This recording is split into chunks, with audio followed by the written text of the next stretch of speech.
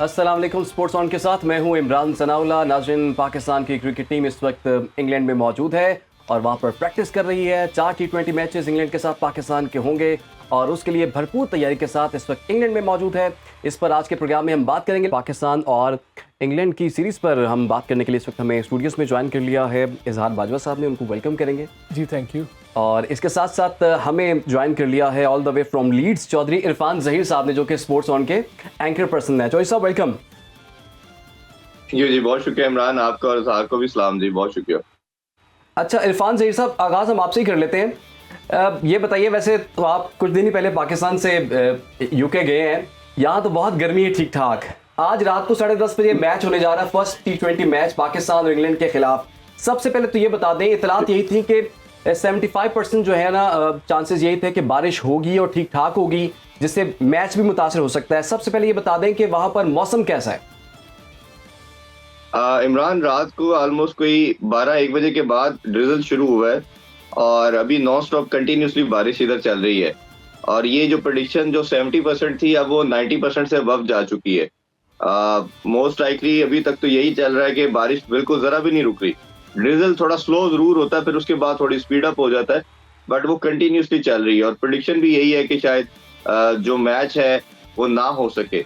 But एक चीज इसमें पॉजिटिव हम देख सकते हैं, जो कल मैं स्टेडियम में भी था और उधर ग्राउंड स्टाफ के लोग भी कुछ थे, तो वो बता रहे थे कि अंडर इनके यूके की जितनी भी ग्राउंड्स हैं, इनका अंडरग्राउंड सीवरेज सिस्टम होता है और पूरा उन्होंने स्टेडियम समहाउ कवर भी किया हुआ था। तो अगर कोई इनको 1.5 घंटे का भी स्पैन मिल गया दरमियान में किसी भी टाइम पे, तो ये मोस्ट लाइकली हो सकता है कि ओवर को कर्टेल करके कोई 10 ओवर का मैच करवा दे। तो वो पॉसिबिलिटी है, क्योंकि बारिश रुकना जरूरी है। अगर रुक गई तो कम ओवर का भी हो सकता है। और दूसरी एक और चीज ये कि आप ये देखें कि इधर कोई होटल नहीं मिल रहा लीड्स के अंदर।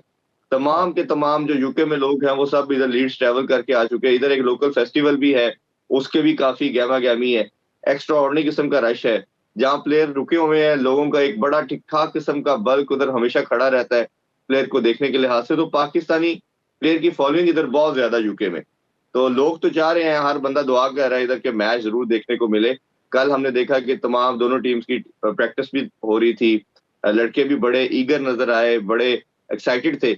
और मेरा ख्याल है लाइकवाइज लोग भी इधर बहुत एक्साइटेड है, बट वेदर के इरादे कुछ और ही लग रहे हैं। अच्छा इरफान भी, टीम न्यूज़ क्या है? आप तो प्रैक्टिस को खुद देखते रहे हैं, करीब भी देखा है, तो क्या टीम न्यूज़ है? कौन से खिलाड़ी स्टार्ट करने के चांसेस है? कौन सी कोई सरप्राइज हो सकता है कि जिसको निकाला जाए या मौका दिया जाए? ज़ाहिर भाई, मुझे जो लास्ट टीम पाकिस्तान की न्यूजीलैंड के अगेंस्ट खेली है, मुझे उसमें एक तब्दीली नजर आ रही है। मुझे लगता है कि कल प्रेस कॉन्फ्रेंस में बाबर ने कहा था कि हारिस रऊफ को खिलाया जाएगा। और इंग्लिश कंडीशन आप जानते हैं कि जब बॉल्स वेदर आपका इस तरह का क्लाउडी होता है, बारिश होती है, तो सीम और स्विंग ज्यादा करता है। तो पाकिस्तान शायद 4 पेसर के साथ जाएगा। आमिर शाहीन आपके पास होंगे, नसीम होंगे और शायद हारिस रऊफ भी अब वो बता चुके हैं। कल हमने देखा उनको बॉलिंग करते हुए भी, नेट्स में बॉलिंग भी कर रहे थे। तो शायद 4 पेसर के साथ जाएंगे और एक 5वां स्पिनर इमाद वसीम खेलेंगे, क्योंकि हम सब जानते हैं कि शादाब की जो परफॉर्मेंस है वो ऑफ लेट में अच्छी नहीं है। हसन अली को आज रिलीज कर दिया गया है, उनको T20 का पार्ट नहीं रखा गया। उनको काउंटी के जो खेल रहे थे वो उसमें वापस भेज दिया गया है। तो हसन अली तो ऑब्वियसली आउट ऑफ क्वेश्चन हो चुके हैं। तो और ये भी एक इम्पोर्टेंट चीज है आज के मैच के लिहाज से कि कल लास्ट डे है, आपने अनाउंस करना है टीम को। 24th लास्ट डे है, बट कल अनाउंसमेंट होनी है हर हाल में पाकिस्तानी स्क्वाड की फॉर द वर्ल्ड कप। तो उस लिहाज से भी चीजें काफी गर्दिश कर रही हैं, किस प्लेयर को रखा जाएगा। यानी कि आपके मुताबिक 4 पेसर्स के साथ जो है वो मैदान में उतरेगी पाकिस्तानी टीम। तो इजहार, थोड़ा सा ये भी हम जानना चाहेंगे, जैसे कि अभी एक तो बारिश हो रही है, ये फैक्टर भी आ गया। दूसरा, वहाँ पर स्विमिंग पिचेस हैं, फास्ट हैं, बैटिंग फ्रेंडली है। तो ऐसे में टॉस कितना अहम रोल इसमें प्ले करेगा? और अगर पाकिस्तान टॉस जीतता है तो क्या डिसीजन होना चाहिए पाकिस्तान? देखिए, जिस तरह की कंडीशंस हैं, इस तरह की कंडीशंस में अगर ओवरकास्ट कंडीशंस हैं, बारिश भी हुई है, तो आप एक रिस्क ले सकते हैं कि आपके जो ख़ास तौर पे जो न्यू बॉल बॉलर्स हैं, हमारे शाहीन है या नसीम है, ये न्यू बॉल से बड़े डेडली हैं। आप एक रिस्क ले सकते हैं कि आप पहले बॉलिंग करें और कोशिश करें कि अर्ली इनरोड्स लें इंग्लैंड की लाइनअप में।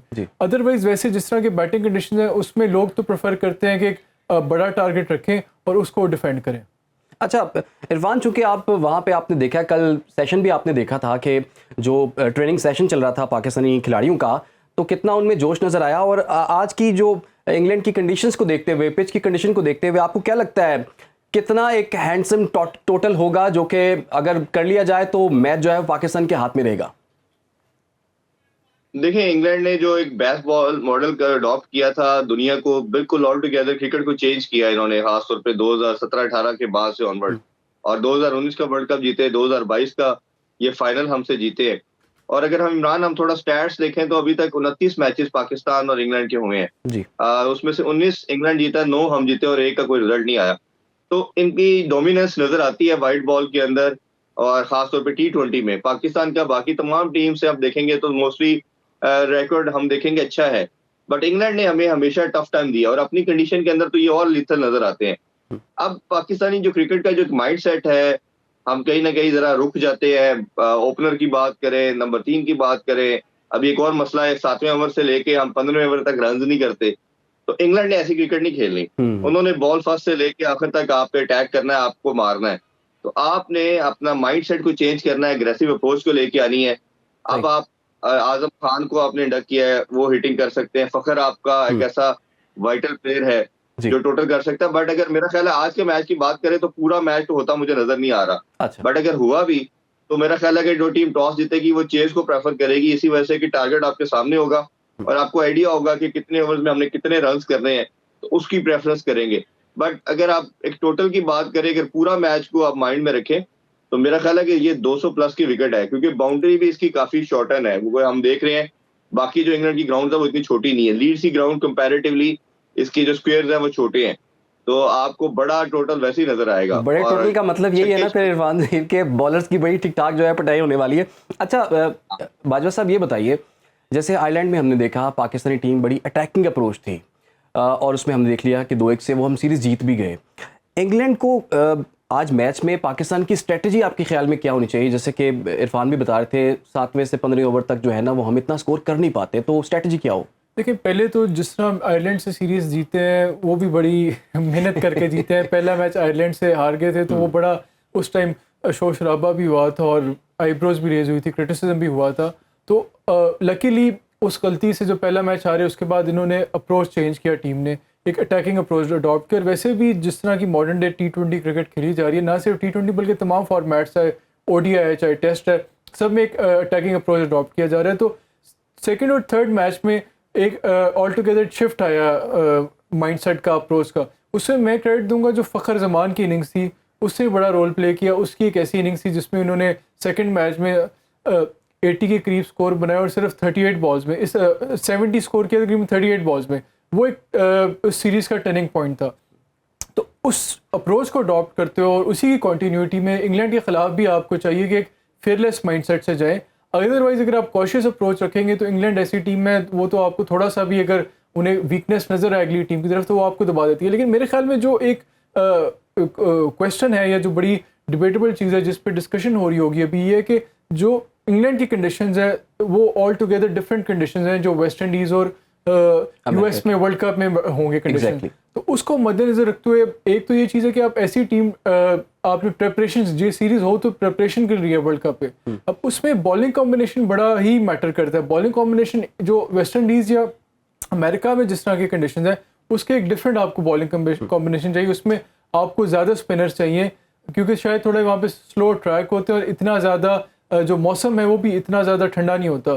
तो जबकि इंग्लैंड में जो मैचेस खेले जा रहे हैं वहाँ पे तेज़ पिचेस हैं, मौसम भी ठंडा, ओवरकास्ट कंडीशन है, तो ये सीम फ्रेंडली होते हैं। तो इस हवाले से ये टीम के लिए बड़ा इंपॉर्टेंट क्वेश्चन है कि उन्होंने क्या स्पिनर्स को ट्राई करना है, क्योंकि स्पिनर एक अभी भी हमारी जो लाइनअप है उसमें कमज़ोरी नज़र आ रही है। अबरार को प्रॉपरली ट्राई नहीं दिया जा रहा जितना देना चाहिए। शादाब जो है वो एज अ बैट्समैन तो फिर भी कहीं फायर कर रहे हैं, कहीं ना कहीं परफॉर्म कर रहे हैं, लेकिन एज अ बॉलर वो बहुत मिसफायर कर रहे हैं। ठीक है, तो असल इंपॉर्टेंट चीज़ ये होनी चाहिए कि पाकिस्तान की टीम के लिए जी इंग्लैंड की सीरीज़ भी इंपॉर्टेंट है, लेकिन आपने प्रिपरेशन करनी है कीपिंग इन माइंड कि आपकी अमेरिका में या वेस्ट इंडीज़ में क्या साइड होगी। तो उस हवाले से मेरे ख्याल में थोड़ा एक्सपेरिमेंटेशन की ज़रूरत है और अबरार को मौका देना चाहिए। अच्छा चोई साहब, आप इस चीज़ से एग्री करते हैं अबरार को मौका मिलना चाहिए? वो ड्रॉपिंग पिच में तो बहुत अच्छा परफॉर्म करते हैं, लेकिन यहाँ पर तो सेमिंग पिचेस हैं।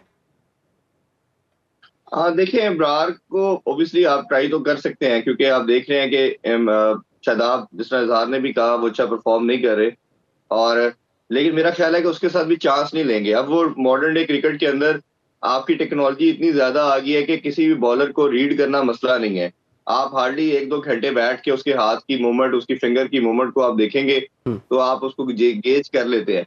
और बाकी T20 क्रिकेट के अंदर ऐसे जो मिस्ट्री बॉलर होते हैं, ये टेस्ट में तो इफेक्टिव होते हैं क्योंकि लंबे स्पेल करते हैं। शॉर्टर फॉर्मेट के अंदर वो आपको पता है कि इंग्लैंड वाले खास तौर पे वो स्लॉग स्वीप मारते हैं, तो वो स्लॉग स्वीप या अटैकिंग क्रिकेट के अंदर वो इतना ज्यादा कोई लीथल मुझे नजर नहीं आएगा कि अब्रार हो सकता है। मोस्ट लाइकली इमाद के साथ ही जाएंगे, और अगर आपने थोड़ी बहुत ऑप्शन उस पर यूज करनी हुई तो आपके पास इफ्तिखार 1-2 ओवर की ऑप्शन निकाल सकते हैं, साथ आप साइम अयूब भी 1-2 ओवर करते हैं, तो आप इसको ट्राई करेंगे। बट मुझे नहीं नजर आ रहा कि इब्रार के साथ ये जाएंगे। और अभी ये जो 4 मैचेस हैं इसमें एक्सपेरिमेंट नहीं करेंगे ये, क्योंकि एक्सपेरिमेंट इसलिए नहीं करेंगे, ये वो अपना कॉम्बिनेशन खिलाएंगे जिसको इन्होंने वर्ल्ड कप में रखना है। कल बाबर को भी हमने बात करते हुए सुना, वो भी यही बात कर रहे थे। एक्सपेरिमेंट जो करने थे वो इन्होंने न्यूजीलैंड में के गेस कर लिए, आयरलैंड के गेस कर दिए, बट अब कोई एक्सपेरिमेंट नहीं है। अब इन्होंने अपनी जो प्लेइंग 11 इन्होंने कंफर्म वर्ल्ड कप में उतारनी है, अब इसको ये उसके साथ जाएंगे और उसी को ये कंटिन्यूटी देंगे ताकि उनको मैक्सिमम मैचेस मिलें और उनका जो कॉन्फिडेंस है वो स्टोर हो। लेकिन आप जैसे कि कह रहे हैं कि एक्सपेरिमेंट आपको नहीं लगता कि इन मैचेस में वो करेंगे, लेकिन हमने तो यही देखा है जितने भी एक्सपेरिमेंट्स किए हैं वो नाकाम ही हुए हैं। कोई ऐसा एक्सपेरिमेंट जो कि कामयाब भी हुआ हो? देखिए, आप रोटेशन पॉलिसी का नाम देते हैं कभी अपने हारने को। मेरा मानना यह है कि न्यूजीलैंड जैसी सी टीम आई थी उनके कोई 10-12 लड़के नहीं थे मेन टीम के, और फिर भी वो आपसे इक्वल करके सीरीज चले गए। तो आपने फिर उसका कंपनसेट करने के लिए कहा जी कि हमने देखे एक्सपेरिमेंट किया, ये तो ऐसे ये कोई जस्टिफिकेशन थी नहीं आपके, क्योंकि पूरे पाकिस्तान से हर तरह से आप लड़का लेके आ गए। जो 15 का आपने स्क्वाड बनाया था उसमें आपने इमाद भी ले आए, आप आमिर भी ले आए, उस्मान खान को भी यूए से बुला लिया। तो फिर आपके पास जवाब बनता नहीं है कि हम जी एक्सपेरिमेंट कर रहे थे, क्योंकि आपके तो अपनी तरफ से जो लड़का बेस्ट ऑप्शन था आपने उसको टीम में इंडक्ट कर दिया। तो इन्हीं लड़कों का 15 लड़कों का स्क्वाड है, हमें भी मालूम है किन लड़कों ने खेलना है। तो आपके पास ये रीजन होनी नहीं चाहिए थी, बट नेवरदलेस फिर आयरलैंड से फिर आप एक मैच हार गए, वो भी बड़ी मुश्किल से आपने सीरीज जीती जी। तो कॉन्फिडेंस तो टीम का भी नहीं होगा। कॉन्फिडेंस यार आज से मिलता है आपको, इंग्लैंड जैसी बड़ी टीम से अगर आप जीतेंगे। और हमारा एक अलमिया ये है कि पाकिस्तान टीम अच्छी टीम हो तो अच्छा खेलती है, बुरी टीम हो तो उस जैसा खेलना शुरू कर देती, कंपैरेटिवली जो कम स्ट्रॉन्ग टीम कहना चाहिए। तो कॉन्फिडेंस तो ऑब्वियसली आपको मिलेगा वर्ल्ड कप में अगर आप इनसे जीते हैं, बट कहीं ना कहीं इनके बैक ऑफ द माइंड होगा कि इंग्लैंड हमसे बहुत मैचेस जीता है, लास्ट वर्ल्ड कप का फाइनल हमसे जीता है, तो ये सारी चीजें माइंड में चल रही होंगी। बट मेरा कहीं मानना ये है कि एक बाबर के पास अपॉर्चुनिटी भी है, जो वर्ल्ड कप हारना, फाइनल हारना, उससे पहले सेमीफाइनल हारना, ये इसको कैश इन भी कर सकता है कि इसको एज ए अपॉर्चुनिटी जाने कि अल्लाह ताला ने उसको एक दोबारा अपॉर्चुनिटी दी है, ये अपना माइंडसेट चेंज करे, टीम का चेंज करे, एग्रेसिव अप्रोच के साथ आए, ऑल गन ब्लेजेस जिसे हम कहते हैं ब्लेजिंग वो करे। ये छोटी छोटी चीजें हैं जो आप इंजेक्ट करके अपने आप को इम्प्रूव कर सकते हैं। अगर आप स्टेगनेंट अप्रोच के साथ उसी टिमर्ड माइंडसेट के साथ जाएंगे तो रिजल्ट ना आपको पहले 4 साल में मिले ना आने को है। तो ये मेरा ख्याल अपॉर्चुनिटी ये बड़ा आपने नुकता उठाया। अच्छा इज़हार, जैसे कि इरफान भी ये कह रहे थे कि न्यूजीलैंड की सी टीम आई और पाकिस्तान के साथ जो भी मैचेस हुए वो भी आपने भी देख ली कैसी परफॉर्मेंस रही, लेकिन अब तो इंग्लैंड की ये टीम है, और अगर इन दोनों टीम्स का आप कंपैरेटिव एनालिसिस करें तो क्या वीकनेसेस हैं दोनों की और क्या स्ट्रेंथ्स हैं? देखिए, इंग्लैंड की तो बहुत ही ज़बरदस्त टीम है, लेकिन हमें इस मद्देनज़र से भी देखना चाहिए कि जो इंग्लैंड भी एक किस्म के उस फेज़ में ट्रांजिशनल फेज़ में, क्योंकि जिस तरह का उनका वर्ल्ड कप गुजरा था, गो के 2022 के वो T20 के चैम्पियंस हैं, लेकिन जो वाइट बॉल वर्ल्ड कप उनका गुजरा था 2023 वाला ODI वाला, उसमें उनको इनकी इतनी अच्छी परफॉर्मेंस नहीं हुई थी। अच्छा, कुछ बैटिंग की भी हम बात करेंगे और देखना होगा कि पाकिस्तान के जो ओपनिंग स्टैंड है वो कौन होता है, कौन कौन से खिलाड़ी ओपनिंग करते हैं, और बाबर ने जैसा कि कह भी दिया है कि वो वन डाउन आने का उनका फैसला है। तो इस फैसले पर हमारे दोनों पैनलिस्ट की क्या राय है, इस पर जानेंगे हम एक ब्रेक के बाद। वेलकम बैक, गुफ्तगू के सिलसिले को आगे बढ़ाते हैं। अच्छा चौधरी इरफान ज़हीर साहब, ये जो ब्रेक पे जाने से पहले हम बात कर रहे थे, पाकिस्तान की जो ओपनिंग है वो हमेशा से बहुत बड़ा मसला रहा है। अब बाबर ये कह रहे हैं कि वो वन डाउन आएंगे, तो आपको क्या लगता है इस फैसले पर आपकी क्या राय है? अब बिल्कुल, अगर हम देख रहे हैं कि बड़े अरसे से ये डिबेट चल रही थी कि ओपन कौन करेगा कौन नहीं करेगा, और ये हमने देखा कि एक्सपेरिमेंट ये भी हुआ, बाबर पहले आए, नंबर 3 पे रिजवान आए, तो रिजवान का नंबर 3 बिल्कुल बनता नहीं है। उसकी रीजन ये है कि रिजवान के पास बड़ी लिमिटेड किस्म की शॉट्स हैं। हम ये देखते हैं कि वो एक स्लॉग स्वीप मारते हैं या बैकएंड पे आपको फाइन लेग की तरफ वो खेलते हैं, तो ये शॉट वो ज्यादा खेलते हैं। तो वो जब प्लेयर सर्कल में होंगे तो वो इस शॉट को एग्जीक्यूट करना उनके लिए आसान होगा। सर्कल के बाद वो इतने इफेक्टिव नहीं है। बाबर एक कंप्लीट बैट्समैन है, उसके पास शॉट्स की रेंज ज्यादा है, तो बाबर मेरा मानना है किसी भी नंबर पे आके खेल सकता है, तो ये एक अच्छा डिसीजन है। दूसरा ये है कि आप ना कहीं फखर का मेरा मानना यह है कि फखर को भी किसी तरह आपको कंपनसेट करके ऊपर लाना चाहिए। देखिए इमरान, 120 बॉल्स हैं आपके पास, आप 120 बॉल अगर उन प्लेयरों को देंगे जो मनूवर करके खेलते हैं, एंकर करके इनिंग्स चलते हैं, तो फिर आपका टोटल यही 150-160 करेगा। आप ऐसे प्लेयर को रखेंगे जिनके पास पावर हिटिंग है, बड़े शॉट्स खेल सकते हैं, जैसे साइम अयूब के साथ आप जा रहे हैं। अभी मुझे थोड़ा डाउटफुल लग रहा है साइम अयूब का आज का मैच खेलना, क्योंकि वो कल फिजियो के साथ भी कुछ काम कर रहे थे और हम जर्नलिस्ट ने कुछ ने उनसे पूछा भी। लेकिन इरफान साहब, साइम अयूब और उस्मान खान में से किसी एक के साथ तो ओपनिंग में जाने का सोच रहे हैं, ये भी सुनने में आ रहा है। हाँ जी, वो अगर साइम का मैंने जिस तरह कहा कि थोड़ा सा हमें लगता था कि कोई शायद हैमस्ट्रिंग उनकी खिंची है, कुछ लग रहा था, क्योंकि फिजियो के साथ वो कर रहे थे, प्रैक्टिस कम कर रहे थे, तो अगर साइम फिट नहीं होते तो फिर उस्मान आएंगे। बट ये है कि आपको अपना कॉम्बिनेशन ऐसा डेवलप करना चाहिए, ये रिजिड भी नहीं आप हो सकते कि आपने हर हाल में इसी को इसी नंबर पे भेजना है। आप थोड़ा फ्लेक्सिबल हो। अगर आपको लगता है कि अगर आपका एक पावर हिटर आउट हो गया तो आप फखर को पहले भेज दे, अगर रिजवान पहले आउट हो गया तो बाबर आ जाए। ये आप इस तरह का प्लान नहीं कर सकते कि अगर इन्होंने सोचा है कि बाबर ने 3 आना है, फखर ने 4 आना है, आजम ने 5 आना है, क्योंकि अब अगेन मैं बार बार बात करता हूँ मॉडर्न डे क्रिकेट की, ये गेम सेंस जो है ना, ये आपकी डेवलप करनी पड़ेगी। अगर आप इसी माइंडसेट के साथ जाएंगे, जी हमने तो यही सोचा था, जिस तरह बॉलिंग के अंदर सोचते हैं पहला ओवर इसने कराना है, दूसरा इसने कराना है। बाबर की कैप्टनसी पे मुझे सबसे बड़ा कंसर्न यही आता है कि वो पहले एक प्लान माइंड में सोच लेता, फिर उसी को एग्जीक्यूट करता है। आपने according to scenario, according to the circumstances अपनी बैटिंग को भी ऑल्टर करना है, अपनी बॉलिंग को भी ऑल्टर करना है। तो बाबर को ये चीज बहुत जल्दी अपने एड ऑन करनी पड़ेगी, और मेरा ख्याल है इसमें कोई रॉकेट साइंस नहीं है। और मुझे नए न्यू कोच जो गैरी क्रिस्टन है, कल हमने उनको भी देखा लड़कों से, कैप्टन से बात करते हुए, वो काफी मुझे तो कंसर्न्ड और ईगर नजर आए चीजें करते हुए।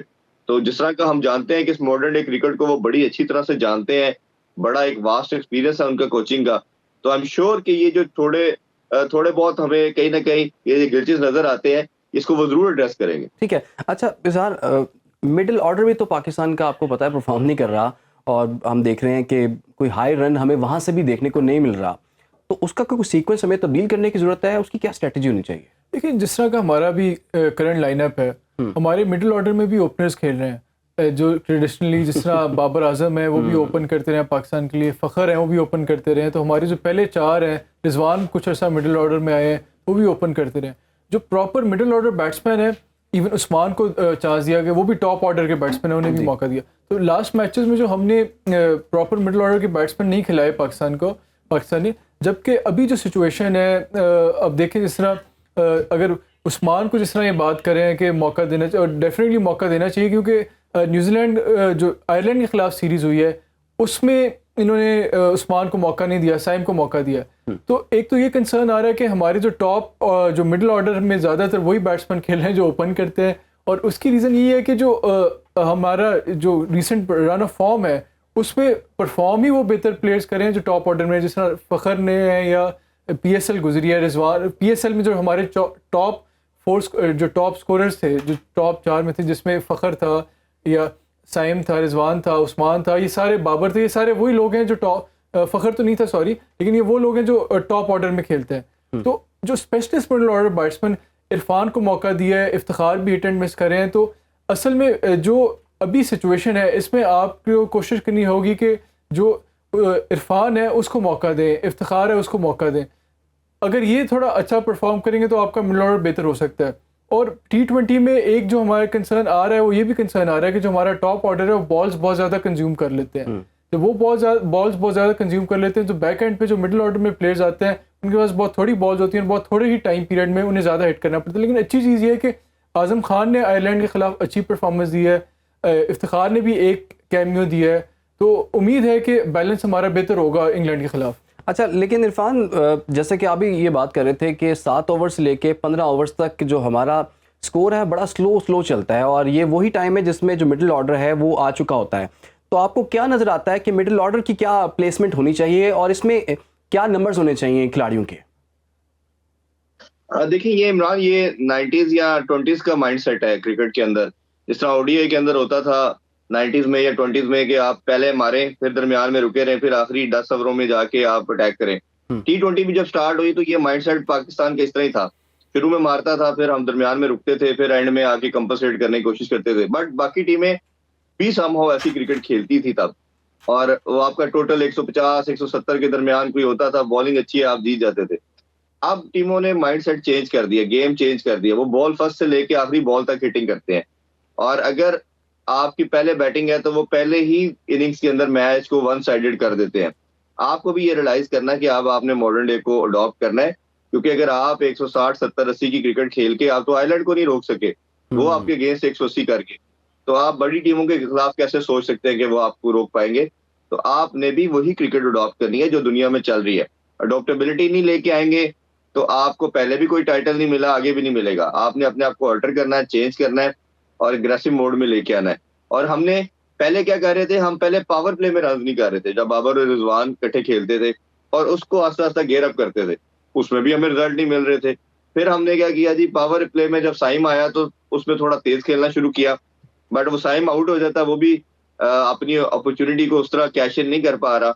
जैसे ही आउट होता है तो बाबर और रिजवान फिर इकट्ठे हो जाते हैं, फिर ये थोड़ा सा अपना जो 110-15 का स्ट्राइक रेट है या 125 के दरमियान खेलते हैं, तो आपके पास बाउंड्रीज नहीं आती।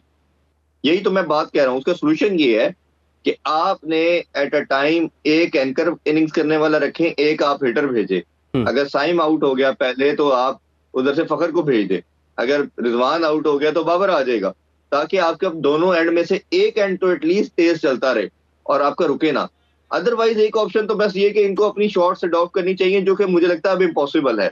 अब जिस फ्रेम ऑफ माइंड से बाबर या रिजवान पिछले 10 साल से क्रिकेट खेल रहे हैं, एट वंस हम चाहेंगे चेंज हो जाए तो मेरा ख्याल है वो बहुत मुश्किल है, और शायद हम ख्याल है कि ये कर पाएंगे। बट उसका दूसरा वे आउट ये है कि आपने चले अपने इसी लड़कों के बंच के साथ खेलना, और बाकी लड़के इतने कंसिस्टेंट नहीं है। एक आर्ग्यूमेंट तो ऑब्वियसली ये आता है कि दोनों बहुत कंसिस्टेंट है जी, बाकी नहीं है। तो फिर उसको आप कंपनसेट इस तरह कर सकते हैं कि आप दोनों को एट ए टाइम क्रीज पे ना आने दें। जैसे ही दूसरा एंड से आउट होगा तो तेज खेलने वाला भेज दिया। आजम के पास ऑप्शन आपके पास आ गया, इफ्तिखार की ऑप्शन है। इफ्तिखार को आप देख लें, अगर स्टैट्स देखें तो आपको मिलेगा उसको 6 7 8 बॉलों से ज्यादा बॉल नहीं मिलती। बहुत रेयर होता है कि उसको 10 12 से ज्यादा बॉल आप मिले, तो उसको यूज करें आप। तो ये आपकी जो मैं बात कर रहा हूँ, गेम प्लानिंग क्या होती है जी, गेम सेंस क्या है, वो यही तो है कि आपने किस टाइम पे किसको भेजना है। बॉलिंग के अंदर आपका कौन सा बैटर है, लेफ्ट हैंडेड है तो आपने ऑफ ब्रेक लगाना है, कौन सा आउट स्विंग पे फंसता है। आप अगर एक ही स्टैग्नेंट अप्रोच के साथ जाएंगे जी, पहला ओवर इसने करना है, दूसरा इसने करना है, 18वां इसने करना है, 20वां इसने करना है, तो अब मॉडर्न डे क्रिकेट इस तरह होगी नहीं। यानी कि आपके नजर में सिचुएशनल डिसीजन जो हैं वो बड़े जरूरी हैं। ब्रेक का कहा जा रहा है, हाजिर होंगे एक ब्रेक के बाद, आप हमारे साथ रहिए। Welcome back. गुफ्तगू के सिलसिले को आगे बढ़ाते हैं। अच्छा इजहार, फॉरेन कोचेस जो है अब पाकिस्तानी टीम के साथ हैं, हेड कोच गैरी क्रिस्टन हैं, इसके अलावा असिस्टेंट कोच अजहर महमूद हैं। आपको लगता है कि फॉरेन कोचेस का बड़ा अहम रोल होगा, और पाकिस्तान में आप किस तरह की तब्दीली जो है टीम में आप एक्सपेक्ट कर रहे हैं इससे? देखिए दोनों बड़े ही सीजन कोचेस हैं, दोनों ने अपनी बड़े इनके टीम्स को मैचेस जिताए हुए हैं, टूर्नामेंट्स जिताए हुए हैं, बड़ा ही एक्सपीरियंस है इनके पास और कामयाब कोच हैं। और interestingly Jason Gillespie red ball के कोच हैं, गैरी क्रिस्टन वाइट बॉल के कोच हैं। फिर जो एक ब्रिज का रोल नज़र आ रहा है वो अजहर महमूद का नज़र आ रहा है, जो कि असिस्टेंट मैनेजर होंगे या असिस्टेंट कोच होंगे, और वो थ्रू आउट द ईयर रहेंगे। लेकिन इसमें इशू यही आएगा कि जब वाइट बॉल क्रिकेट खेल रहा होगा पाकिस्तान तो एक कोच है, जब रेड बॉल क्रिकेट खेल रहा होगा तो और कोच है। तो डोमेस्टिक को फॉलो करना और कौन सी प्लेयर किस स्टेज पे उसको फॉलो करना शायद इंटरनेशनल कोचेस के लिए मुश्किल हो। लेकिन देन अगेन जिस तरह क्रिकेट इवॉल्व हो रही है, ये कोई ऐसा out of the world model नहीं है। इंग्लैंड में भी यही चलता रहा। ब्रेंडन मैककलम जो थे वो रेड बॉल को देखते रहे, जो वाइट बॉल के मैथ्यू मॉट आ गए। तो ये एक ऐसा मॉडल नहीं है जो और नहीं, बल्कि मेरे ख्याल में इसका फ़ायदा भी है कि एक कोच एक पर्टिकुलर फॉर्मेट को ज़्यादा तवज्जो दे सकता है, इसकी बरक्स के तमाम फॉर्मेट को वो सारे कोच वही देखे। ठीक है इरफान, ये जो फॉरेन कोचेस की इंडक्शन है इसको आप कैसे देखते हैं, और पाकिस्तानी टीम में इसका कितना फ़ायदा होगा? और जैसे कि इस वक्त इंग्लैंड में ही मौजूद हैं, गैरी क्रिस्टन और गिलेस्पी की भी बात की और अजहर महमूद की भी बात की, तो आपकी क्या राय है इस पर? देखें, कोचेस का सिलेक्शन की अगर बात की जाए तो गैरी क्रिस्टन तो बहुत अच्छी पिक है इनकी पीसीबी की। जो अच्छी चीज़ है उसको हम एक्नॉलेज भी करते हैं, उसको एडमायर भी करते हैं। मेरा मानना ये है गैरी क्रिस्टन को आपको तीनों फॉर्मेट देने चाहिए थे। रेड बॉल का भी अगर यही कोचिंग करते तो इनके पास ज्यादा अच्छा अपॉर्चुनिटी होनी थी लड़कों को समझने की भी और सिस्टम को लेके चलने के लिहाज से। बट कोचेस का भी आजकल मसला ना, अब कोचेस भी अपने आप को रिलैक्स करते हैं। लीग क्रिकेट में इस इंटरनेशनल क्रिकेट से डबल ट्रिपल पैसा उनको मिलता है। अभी ये भी आईपीएल करके आए हैं, तो जो पाकिस्तान ने इनको पूरे साल में पैसा देना है वो इन्होंने एक मंथ में कमा लिया। तो ये भी उसको प्रेफरेंस करते हैं। प्लस ये इनके पास अपॉर्चुनिटी होती है कि ये अपनी फैमिलीज के साथ भी टाइम स्पेंड करते हैं, वो भी इनको चाहिए टाइम। तो इसी वजह से कोचेस भी अब कंसर्न नहीं है। उनको तो नहीं आपका पैट्रियोटिज्म चाहिए ना, उनको क्या लगे पाकिस्तान से या किसी और कंट्री से।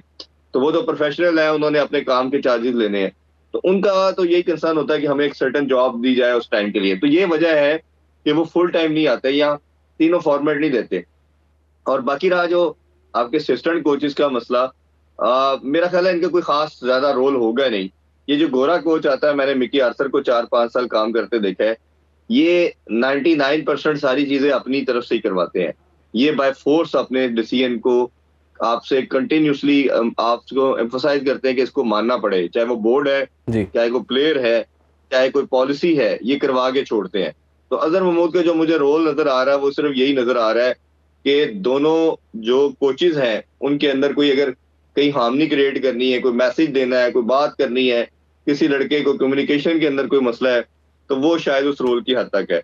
अदरवाइज मुझे नहीं लगता कि असिस्टेंट कोच को इतना ज्यादा इन्फ्लुएंस होगा। ये सारे के सारा हेड कोच का ही होना है। और ये इंडक्शन ठीक है, वैसे गैरी क्रिस्टन के पार्ट पर तो हम जरूर कह सकते हैं कि this is the best induction. बिल्कुल, और देखते हैं कि पाकिस्तानी टीम रात को कैसा परफॉर्म करती है। पहला T20 मैच इंग्लैंड के साथ वो रात 10:30 बजे होगा, और कल हम इसी मैच पर आपसे मज़ीद भी बात करेंगे। फ़िलहाल के लिए प्रोग्राम का वक्त ख़त्म हो जाता है, हमें इजाज़त दीजिए। अल्लाह हाफ़िज़।